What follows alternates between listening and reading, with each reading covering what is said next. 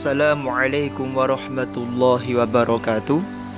Bismillah, alhamdulillah, wassalatu wassalamu ala rasulillah. Allahumma sholli ala habibika wa rasulika al-mustafa Muhammad wa ala alihi wa sahbihi wa mawala amma ba'dah. Pendengar dimanapun Anda berada, di dalam kajian ini kami akan mengkaji tentang sebuah tema yaitu Islam dan konstitusionalisme. Ini akan berbicara masalah negara dan konstitusi. Kami mengambil beberapa rujukan khususnya dari buku yang ditulis oleh Bapak Dr. Muhammad Alim. Bismillahirrahmanirrahim. Kita tahu bahwasanya Pancasila kita yang pertama adalah dengan nama, yaitu dengan kalimat ketuhanan yang Maha Esa. Esa berarti tauhid. Kita tahu bahwasanya tauhid adalah pangkal tolak daripada agama Islam. Untuk memahami Islam sebagai sebuah sistem keyakinan yang utuh, kita perlu memahami dari berbagai perspektif studi pendekatan. Yang pertama adalah aspek ontologi, yang kedua adalah aspek epistemologi, yang ketiga adalah aspek aksiologi. Maka di bawah ini kami akan menjelaskan dari runtutan-runtutan tadi. Ontologi kami bahasakan seperti ibaratnya at-tauhid. Epistemologi itu syariatnya, dan kemudian yang ketiga adalah aksiologi. Kita bisa membaca dari pendapat yaitu di dalam buku yang berjudul Elaborasi Syariat Islam dalam Konstitusi Indonesia. Islam itu mengagungkan yang namanya konstitusi. Islam telah memberikan isyarat bahwasanya konstitusionalisme dalam ajaran Islam adalah sebuah kemutlakan. Sebagaimana Allah Subhanahu wa taala telah berfirman, Bismillahirrahmanirrahim, Kalla innal insana layadgha ar-ra'ahu istaghna. Surat Al-Alaq ayat 6-7. Ketahuilah, sesungguhnya manusia benar-benar melampaui batas karena melihat dirinya serba cukup. Untuk mengantisipasi adanya ketidakterbatasan kekuasaan tersebut, maka perlulah disebuat suatu aturan, perlulah disebuat suatu konstitusi yang artinya apa? Tidak boleh ada monopoli kekuasaan yang terpusat pada satu badan. Hal ini penting.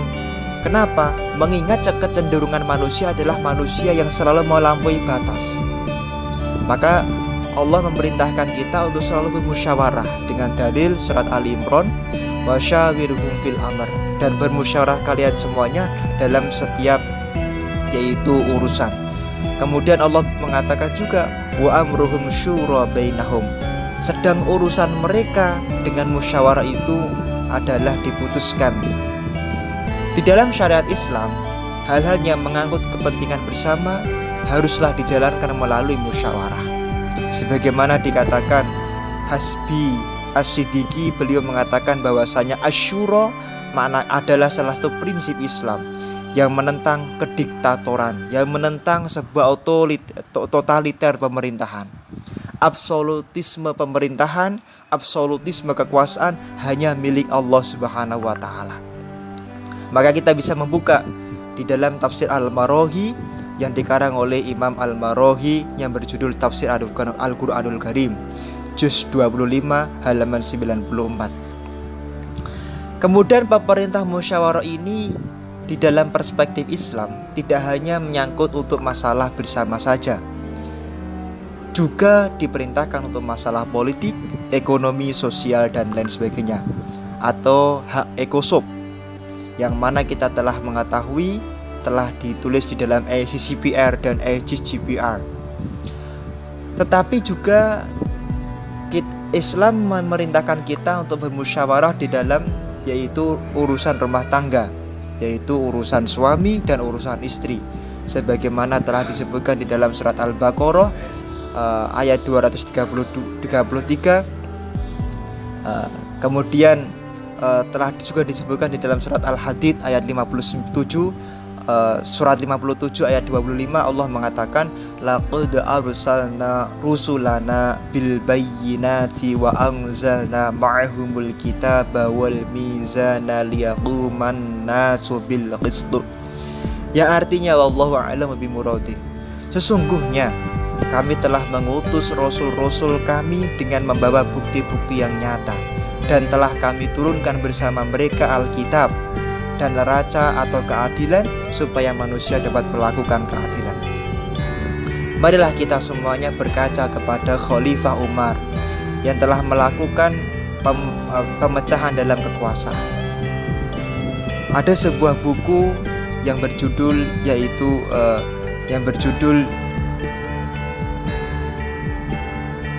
Trias Politika dalam Negara Madinah, di mana penulisnya menguraikan bahwa pemencaran atau pemecahan kekuasaan adalah upaya praktis untuk tidak mengkonsentrasikan kekuasaan pada satu orang atau satu badan.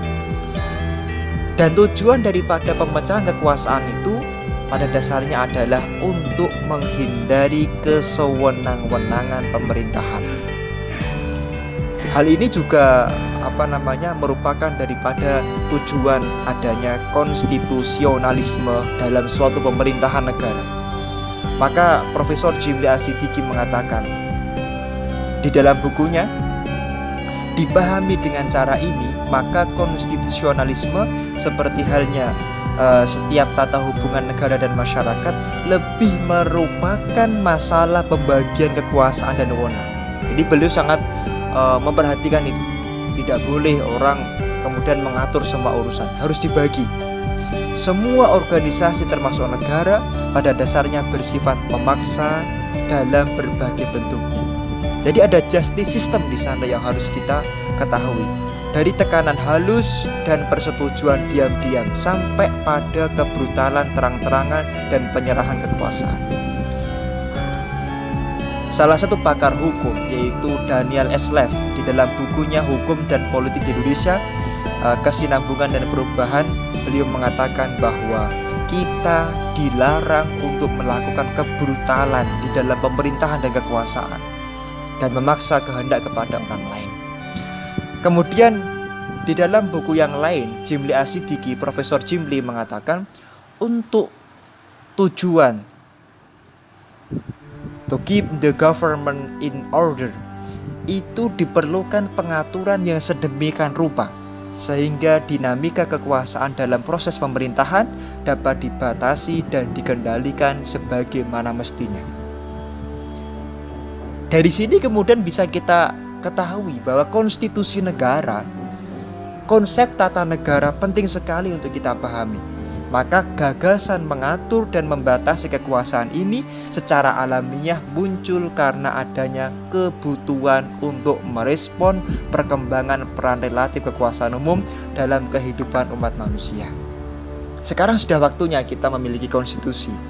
Sudah saatnya kita tidak hidup di zaman jahiliyah, tidak hidup di zaman barbar atau di zaman seperti hewan rimba itu.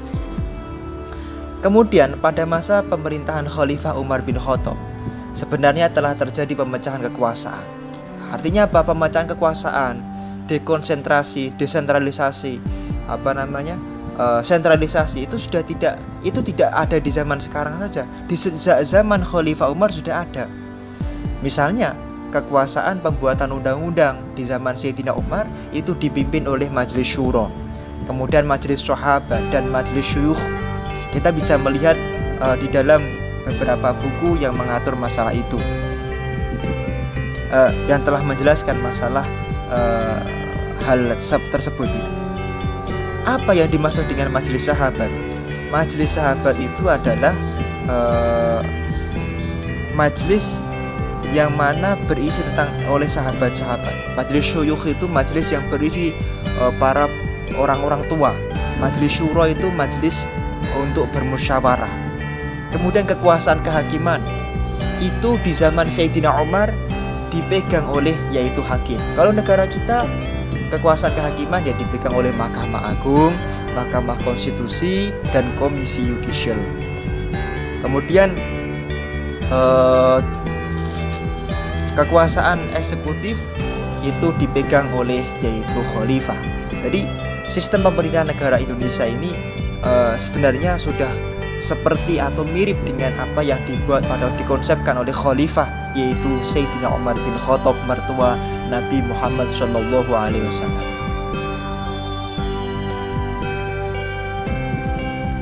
Profesor Mahfud MD mengatakan dalam bukunya Membangun Politik Hukum, judulnya halaman 90, kami membaca, konstitusionalisme di negara Madinah yang dilanjutkan kemudian oleh penguasa-penguasa negara Islam telah mengilhami perubahan-perubahan pemikiran di Eropa Barat serta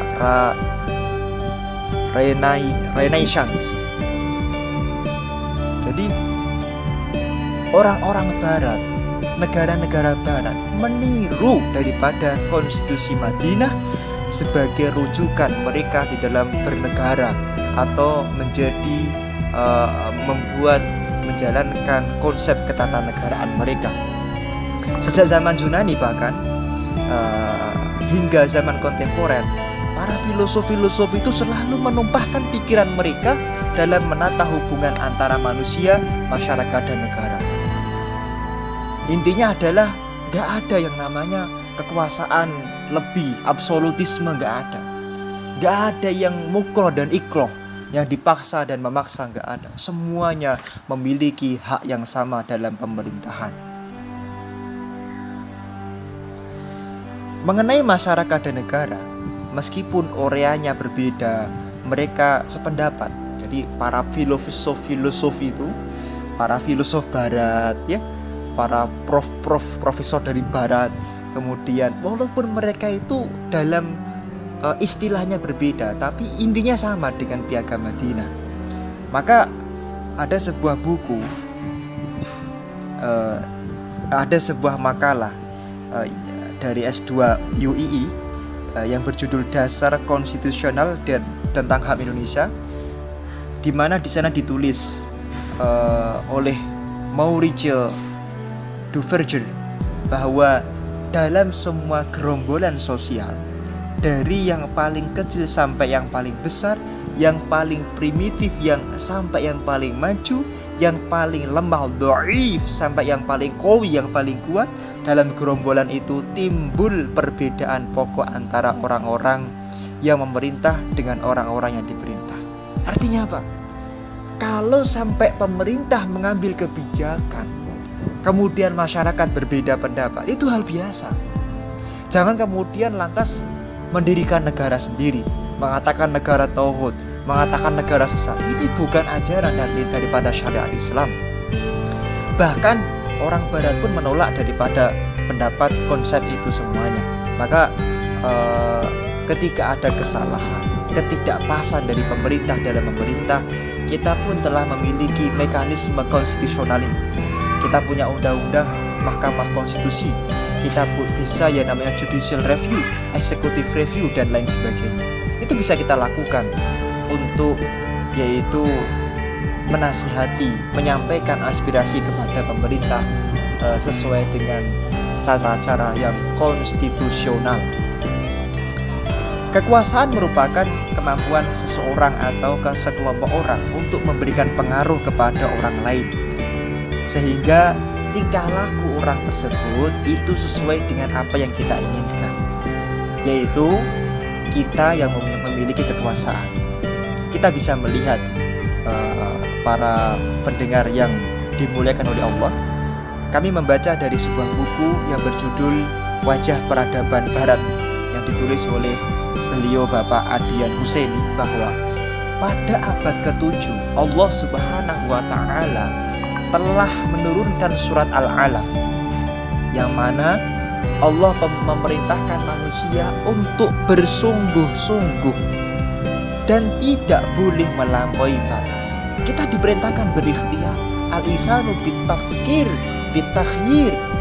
Tapi ingat, ada batasan di sana, ada konstitusional, ada konstitusi yang harus dilihat, tidak boleh berlebihan.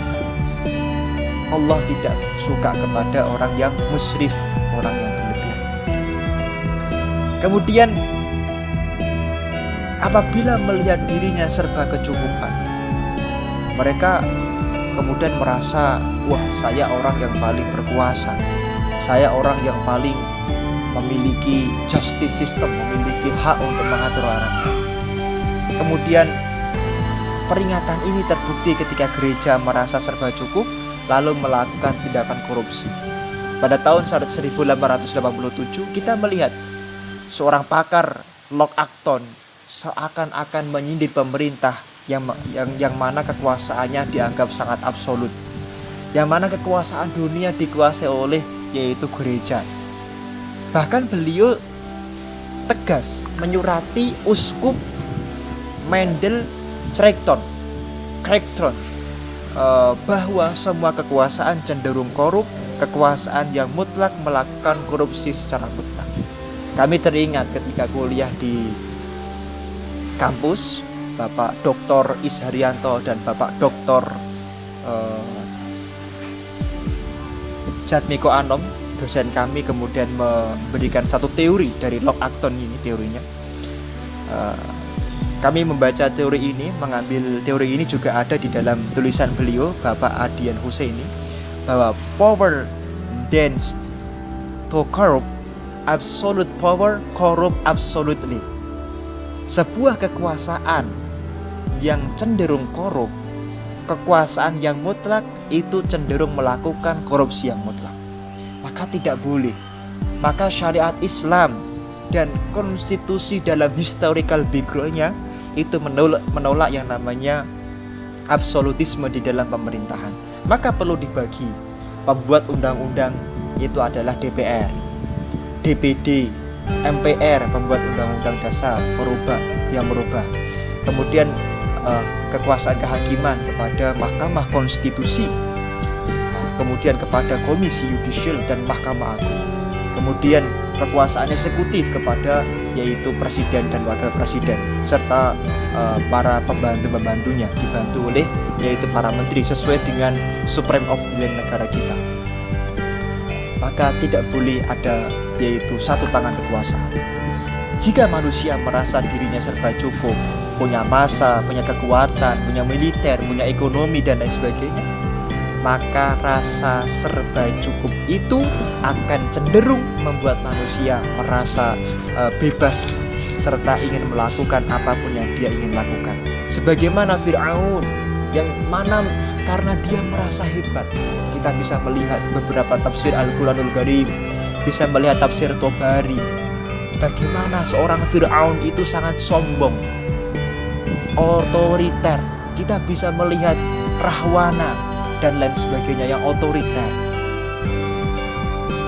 Allah Subhanahu wa taala telah berfirman di dalam Al-Qur'anul Karim yang surat Al-Qasas ayat 38, A'udzu billahi minasyaitonir rajim. Wa qala fir'aunu ya ayyuhal mala'u ma 'alimtu lakum min ilahin ghairi, yang artinya wallahu a'lamu bimurad. Dan Fir'aun, seorang raja yang merasa cukup, merasa hebat, merasa tiada tanding, mengatakan, hai para pembesar kaumku, aku tidak mengetahui bagimu yaitu Tuhan bagimu selain aku. Artinya apa? Karena Fir'aun merasa paling hebat, akhirnya Fir'aun ini kemudian merasa dirinya menjadi Tuhan. Pendengar yang dimuliakan oleh Allah, para mahasiswa yang dimuliakan oleh Allah Subhanahu wa taala. Kita melihat misalnya di Faransa, di negara Faransa atau Prancis. Di negara tersebut itu pernah terjadi yaitu tugas negara itu tidak dibagi-bagi, terjadi absolutisme.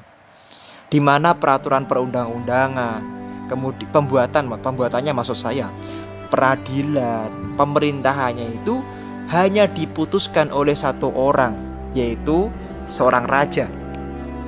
Ada seorang pakar Montesquieu mengatakan bahwasanya kesewenang-wenangan terjadi di negara Prancis karena absolutisme, yaitu menjadikan kekuasaan pada satu orang, yaitu raja. Maka Montesquieu kemudian berpendapat. Kami membaca dari sebuah buku yang ditulis oleh von Schmitz yang berjudul Ahli-ahli Pikir. Di sana beliau mengatakan bahwa bisa saja seorang raja itu dengan tiba-tiba menyuruh memasukkan seseorang ke dalam penjara. Penjara mana? Ya penjara di sini ya negara, yaitu penjara negara Bastille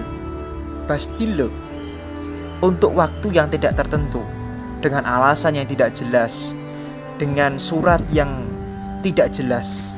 Bahkan dikatakan oleh beliau hanya karena berdasarkan surat bermaterai yang dinamakan Lettre de Cassettes.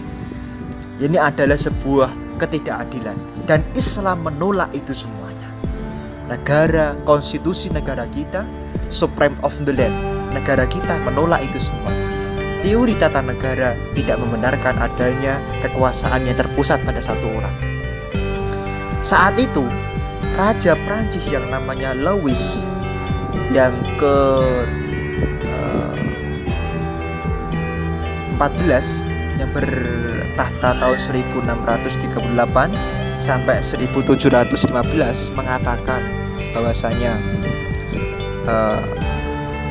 I hated this much Haukamakol, yang mengatakan bahwasanya kekuasaan ada di satu orang. Tidak ada yang boleh menentang saya adalah segalanya. Hal ini sebaliknya, kita melihat negara Inggris, teman-teman, pendengar setia yang dimuliakan oleh Allah. Di negara Inggris itu pengadilan tidak boleh dicampur tangani oleh pihak eksekutif. Jadi andaikan misalnya Mahkamah Konstitusi, Mahkamah Agung mengambil keputusan, maka keputusannya tidak boleh diintervensi oleh lembaga eksekutif. Maka negara Inggris ini cenderung liberal dan bebas. Ini kita bisa lihat keterangan panjang sekali di dalam buku yang ditulis oleh Jaya Palan yang berjudul Modern Governments, bahwa negara Inggris itu menjadi negara liberal dan bebas karena eksekutif yang tidak pernah berkesinambungan bersama dengan yaitu legislatif tidak pernah bersama dengan eksekutif. Maka para pendengar yang dimuliakan oleh Allah, mahasiswa yang dimuliakan oleh Allah, dari uraian-uraian di atas dapat kita tarik kesimpulan di dalam materi ini bahwasanya yang bersifat umum bahwa penguasaan itu cenderung bersalah guna atau melampaui batas. Kekuasaan itu seperti itu. Konsep kekuasaan itu pasti pingin tidak dibatasi dan pingin bersewenang-wenang.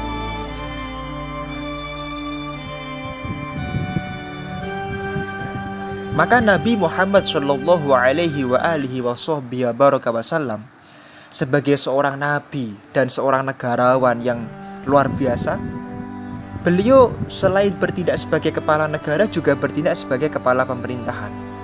Beliau sebagai pembuat undang-undang yang disebut dengan sunnah dan sekaligus sebagai hakim. Kalau kita mau menyamakan kondisi Nabi Muhammad dengan kondisi misalnya Raja Louis yang ke-14, maka ya tidak bisa.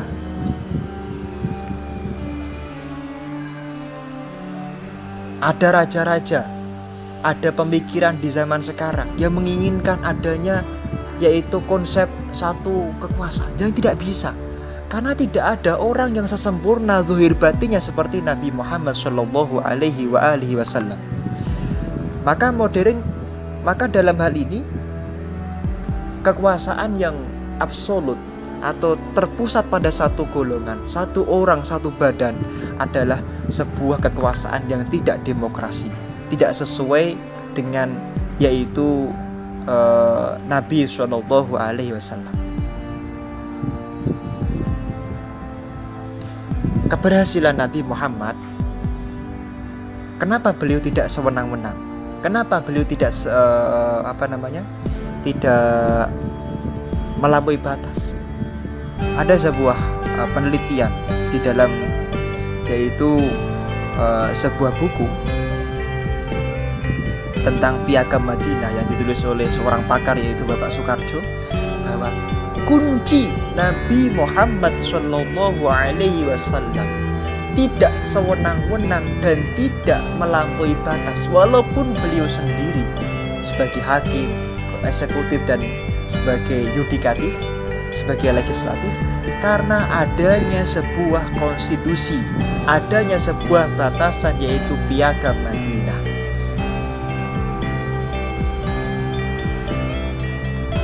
Memang menurut Sayyidatina Aisyah, ketika dinyatakan akhlak Nabi Muhammad SAW, maka khuluquhul Quran, akhlaknya adalah akhlak Al-Quran.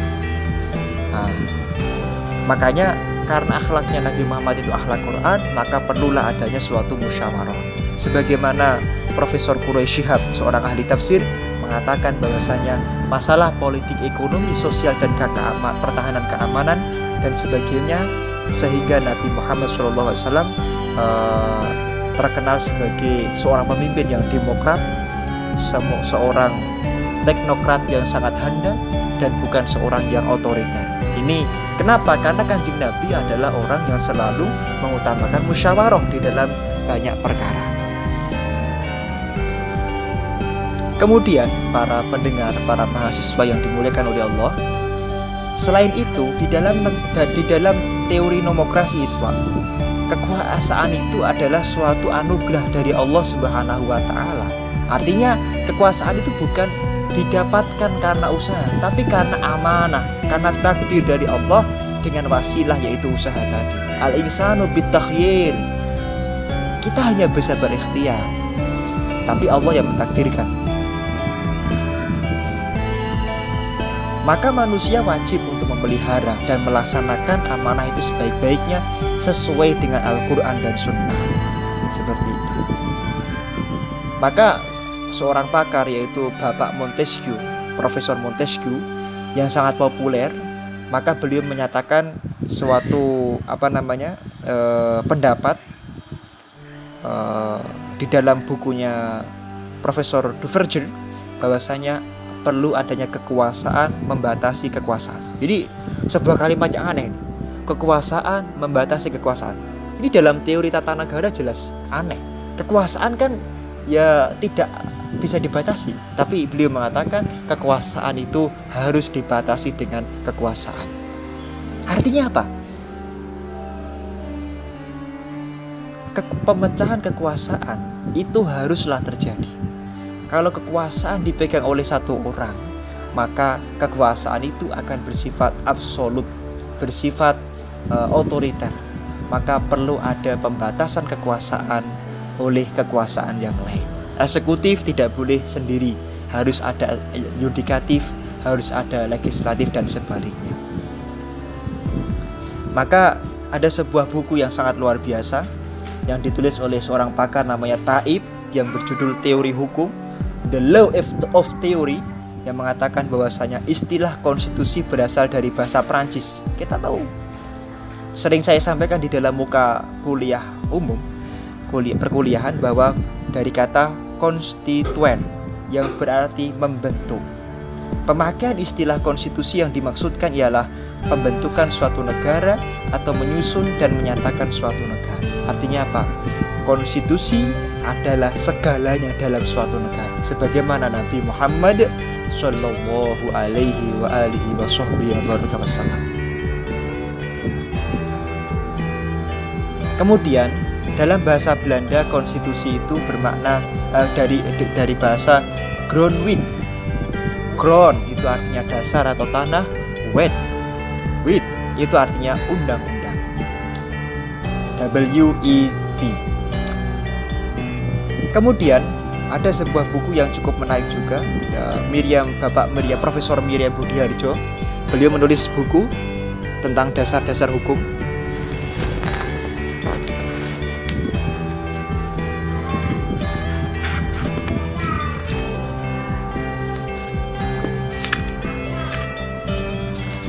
Yang kalimatnya begini: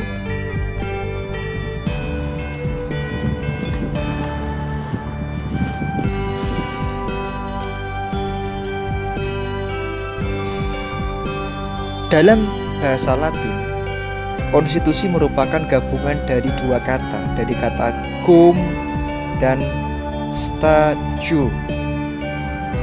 Quum adalah sebuah preposisi yang berarti bersama. Kemudian structure yang artinya adalah membentuk kerja.